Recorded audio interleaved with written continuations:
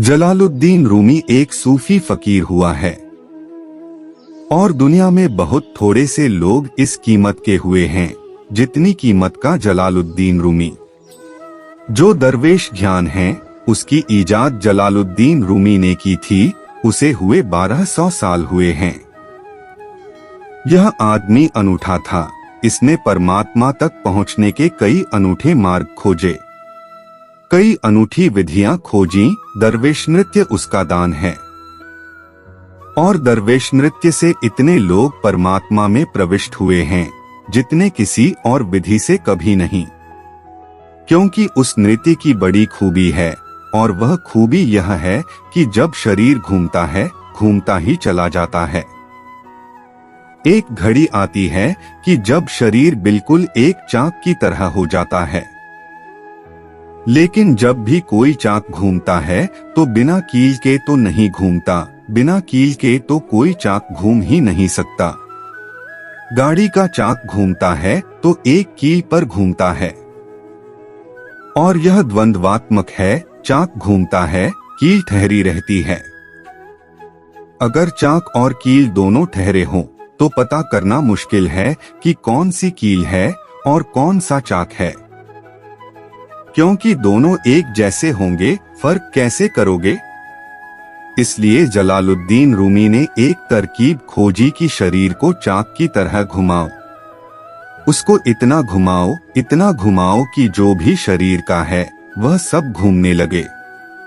तब अचानक तुम्हें भीतर पता चलेगा कि कील की तरह जो ठहरा हुआ है वह तुम्हारी आत्मा है। वह कभी नहीं घूमती, उसकी कोई गति नहीं है, वह सदा स्थिर है, वह कूटस्थ है। लेकिन शरीर जब घूमेगा तभी पता चलेगा कि कौन तुम्हारे भीतर है जो सदा ठहरा हुआ है।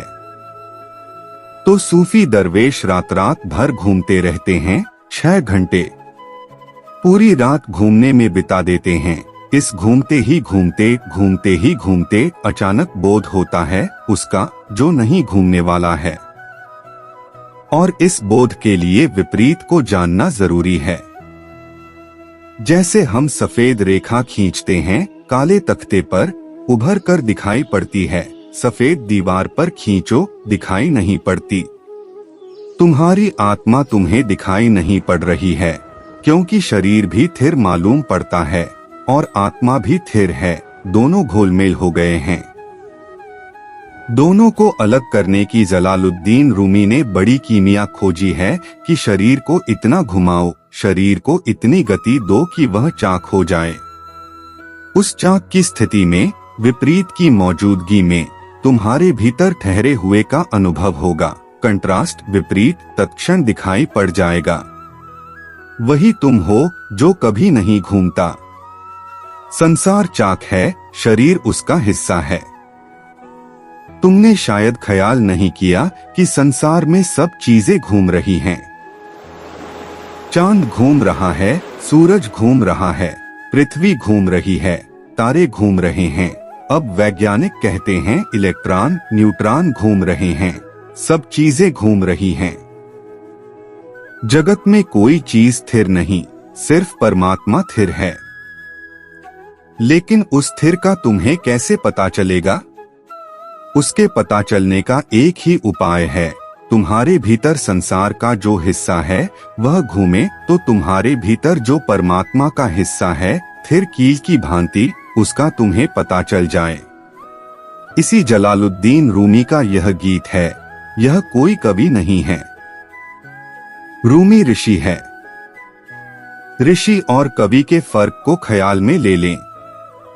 कवि तो कविता लिखता है, उसका बोध सौंदर्य का होता है, उसकी आकांक्षा एक सुंदर कृति को बनाने की होती है। ऋषि कविता लिखे, चित्र बनाए, नाचे, लेकिन उसका बोध सत्य का होता है, सौंदर्य का नहीं। सौंदर्य से उसे प्रयोजन नहीं है, उसे सत्य से प्रयोजन है। क्योंकि सत्य से ज्यादा सुंदर और कुछ क्या हो सकता है। और जहां तुम सौंदर्य देखते हो, अगर बिना सत्य के तुमने देखा तो वह सौंदर्य ऊपर ऊपर होगा, भीतर सारी कुरूपता छिपी होगी। कवि तो कविता में सुंदर होता है, अगर तुम उसको खोजने जाओगे तो तुम उसे वैसा ही साधारण आदमी पाओगे जैसे और आदमी साधारण हैं, शायद उनसे भी बदतर पाओ। इसलिए कभी भूलकर यह काम मत करना कि अगर किसी कवि की कविता अच्छी लगे तो कवि को खोजने मत जाना, नहीं तो तुम उसे किसी होटल में बैठे हुए, सिगरेट पीते हुए, गाली गलौज करते हुए पाओगे। या अगर आधुनिक हुआ तो काफी हाउस में पालोगे, लेकिन कुछ बहुत कविता से कुछ संबंध न जुड़ेगा। तुम हैरान होगे कि इस आदमी ने ऐसी सुंदर कविता कैसे लिखी। सौंदर्य कल्पना से लिखा जा सकता है। ऋषि है जलालुद्दीन रूमी। ऋषि का अर्थ है उसने वही कहा जो देखा, सत्य को जैसा पाया उसको वैसा ही कहा, लेकिन उसको गाया, सिर्फ कहा नहीं, गीत में बांधा। पुराने सभी शास्त्र गीतों में बद्ध हैं। उसका भी कारण है। सत्य की अपनी एक लय है। उस लय की अभिव्यक्ति के लिए सत्य का अपना एक संगीत है, नृत्य है। उसकी अभिव्यक्ति के लिए उपनिषद, गीता या बाइबल सभी लयबद्ध हैं।